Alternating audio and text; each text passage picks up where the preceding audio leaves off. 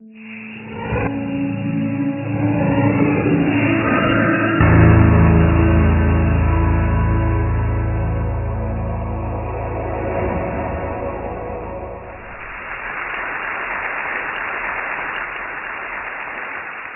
that's kind of an obvious statement up there. I started with that sentence about 12 years ago, and I started in the context of developing countries. But you're sitting here from every corner of the world, so if you think of a map of your country, I think you'll realize that for every country on earth, you could draw little circles to say these are places where good teachers won't go. On top of that, those are the places from where trouble comes. So we have an ironic problem. Good teachers don't want to go to just those places where they're needed the most. I started in 1999 to try and address this problem with an experiment, which was a very simple experiment in New Delhi. I basically embedded a computer into a wall of a slum in New Delhi. The children barely went to school, they didn't know any English, they'd never seen a computer before, and they didn't know what the internet was. I connected high-speed internet to it, it's about 3 feet off the ground, turned it on and left it there. After this, we noticed a couple of interesting things which you'll see, but I repeated this all over India and then through a large part of the world, and noticed that children will learn to do what they want to learn to do. This is the first experiment that we did. 8-year-old boy on your right teaching his student, a 6-year-old girl, and he was teaching her how to browse. This boy here in the middle of central India, this is in a Rajasthan village where the children recorded their own music and then played it back to each other, and in the process they enjoyed themselves thoroughly.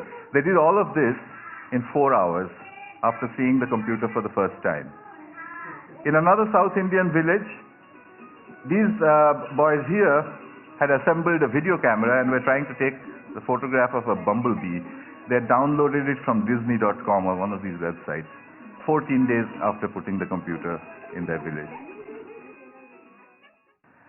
So at the end of it, we concluded that groups of children can learn to use computers and the internet on their own, irrespective of who or where they were. At that point, I became a little more ambitious and decided to see what else could children do with a computer. We started off with an experiment in Hyderabad, India, where I gave a group of children, they spoke English with a very strong Telugu accent.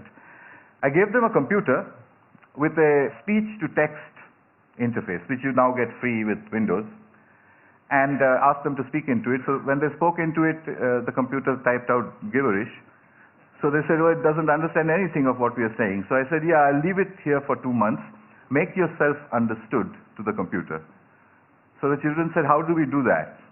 And I said, well, I don't know actually. And I, and I left.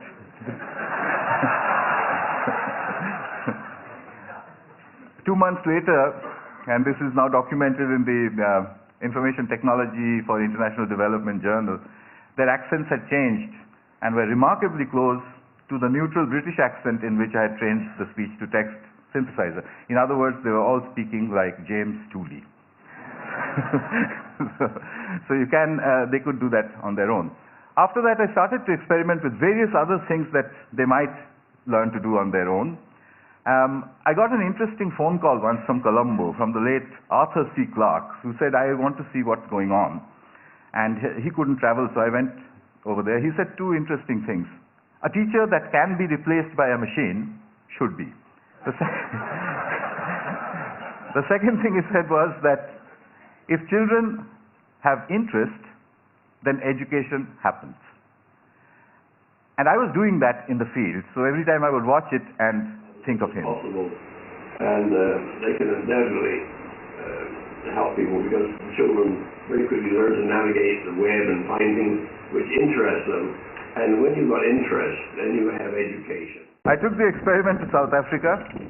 This is a 15-year-old boy. I play games like animals, and I listen to music. And I asked him, do you send emails? And he said yes, and they hop across the ocean. This is in Cambodia, rural Cambodia. A fairly silly arithmetic game, which no child would play inside the classroom or at home. They would, throw it back at you. They'd say, this is very boring. If you leave it on the pavement, and if all the adults go away, then they would show off with each other about what they can do, which is what these children are doing. They're trying to multiply, I think. And all over India, at the end of about 2 years, children were beginning to Google their homework. As a result, the teachers reported tremendous improvements in their English. Rapid improvement in all sorts of things. They said they've become really deep thinkers and so on and so forth. And indeed they had. I mean, if there's stuff on Google, why would you need to stuff it into your head? So at the end of the next 4 years, I decided that groups of children can navigate the internet to achieve educational objectives on their own. At that time, a large amount of money had come into Newcastle University to improve schooling in India. So Newcastle gave me a call. I said, I'll do it from Delhi. They said, there's no way you're going to handle £1 million worth of university money sitting in Delhi. So in 2006, I bought myself a heavy overcoat and moved to Newcastle. I wanted to test the limits of this system. The first experiment I did out of Newcastle was actually done in India, and I set myself an impossible target. Can Tamil-speaking 12-year-old children in a South Indian village teach themselves biotechnology in English on their own? And I thought, I'll test them, they'll get a 0, I'll give them materials, I'll come back and test them, they'll get another 0, I'll go back and say, yes, we need teachers for certain things. I called in 26 children, they all came in there, and I told them, look, there's some really difficult stuff on this computer. I wouldn't be surprised if you didn't understand anything. It's all in English, and I'm going. So I left them with it. I came back after 2 months, and the 26 children marched in looking very, very quiet. I said, well, did you look at any of the stuff? They said, yes, we did. Did you understand anything? No, nothing. So I said, well, how long did you practice on it before you decided that you understood nothing? They said, we look at it every day. So I said, for 2 months you were looking at stuff you didn't understand. So a 12-year-old girl raises her hand and says, literally, apart from the fact that improper replication of the DNA molecule causes genetic disease, we've understood nothing else.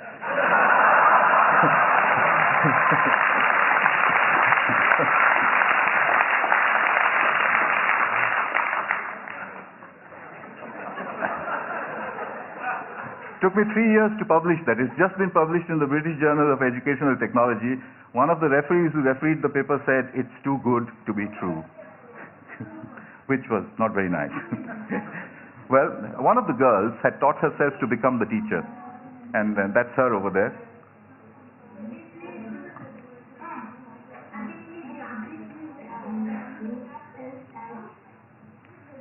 Remember, they don't study English.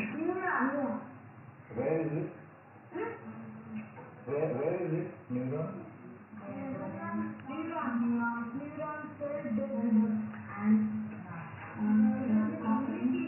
I've edited out the last bit where she said, when I asked where is the neuron, and she says, the neuron, and then she looked and did this. But her expression was not very nice. So their scores had gone up from 0 to 30%, which is an educational impossibility under the circumstances. But 30% is not a pass. So I found that they had a friend, a local accountant, a young girl, and they played football with her. I asked that girl, would you teach them enough biotechnology to pass? And she said, how would I do that? I don't know the subject. I said, no, use the method of the grandmother. She said, what's that? I said, well, what you've got to do is stand behind them and admire them all the time. Just say to them, that's cool, that's fantastic, what is that? Can you do that again? Can you show me some more? She did that for 2 months. The scores went up to 50, which is what the posh schools of New Delhi with a trained biotechnology teacher were getting. So I came back to Newcastle with these results and decided that there was something happening here that definitely was getting very serious. So having experimented in all sorts of remote places, I came to the most remote place that I could think of. Across the River Tyne, 5,000 miles from Delhi, is the little town of Gateshead. In Gateshead, I took 32 children and I started to fine-tune a method. I made them into groups of 4. I said, you make your own groups of 4. Each group of 4 can use 1 computer and not 4 computers. Remember, from the hole in the wall. You can exchange groups. You can walk across to another group if you don't like your group, etc. You can go to another group, peer over their shoulders, see what they're doing, come back to your own group and claim it as your own work. And I explained to them that, a lot of scientific research is done using that method.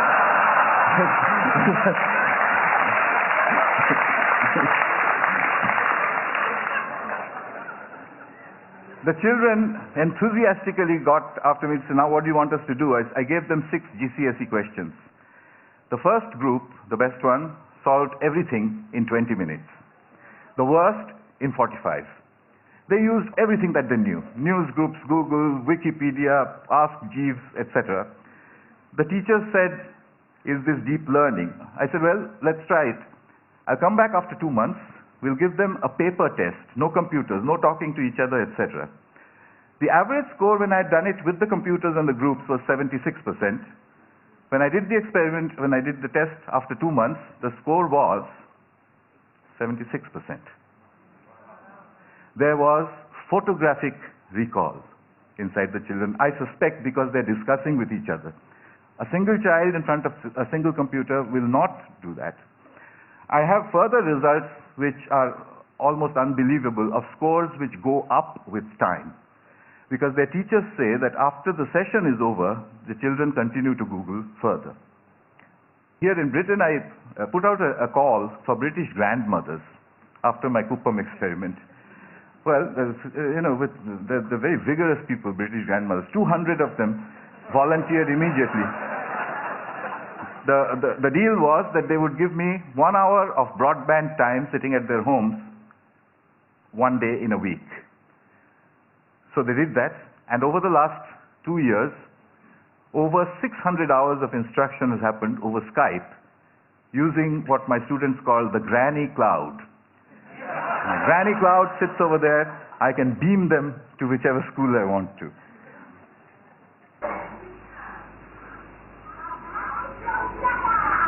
You can't catch me. You say it. You can't catch me. I'm a gingerbread man.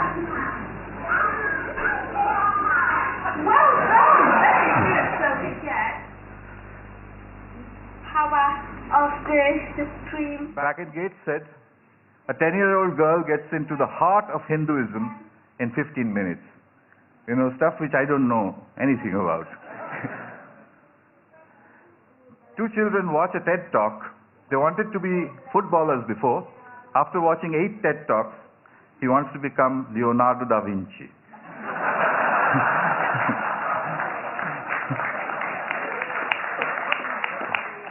It's pretty simple stuff. This is what I'm building now. They're called SOLs, self-organized learning environments. The furniture is designed so that children can sit in front of big, powerful screens, big broadband connections, but in groups. If they want, they can call the granny cloud.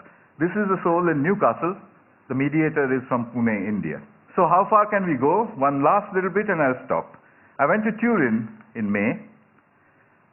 I sent all the teachers away from a group of 10-year-old students. I speak only English, they speak only Italian. So we had no way to communicate. I started writing English questions on the blackboard. The children looked at it and said, what? I said, well, do it. They typed it into Google, translated it into Italian, went back into Italian Google. 15 minutes later,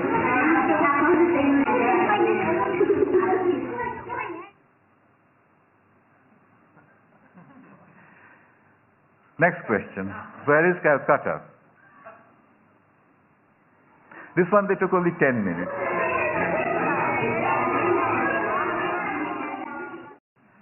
I tried a really hard one then. Who was Pythagoras and what did he do? There was silence for a while. Then they said you spelled it wrong. It's Pythagora.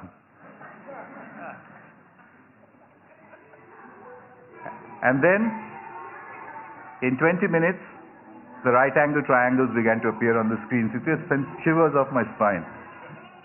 These are 10-year-olds.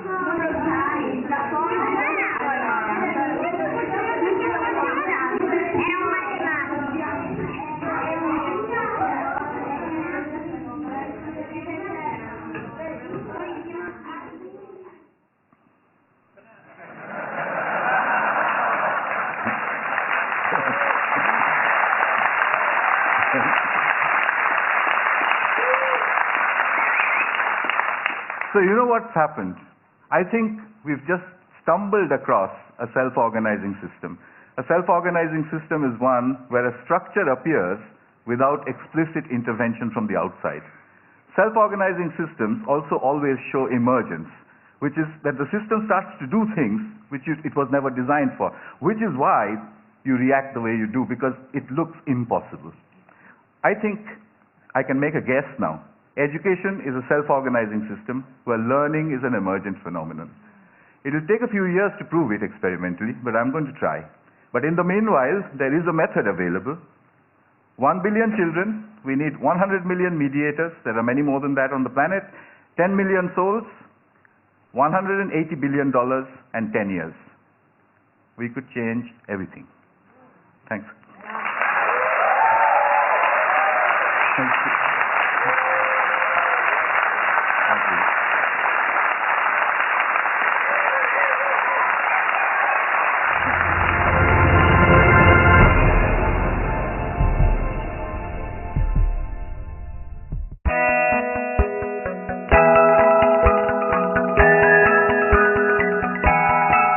We are Intel,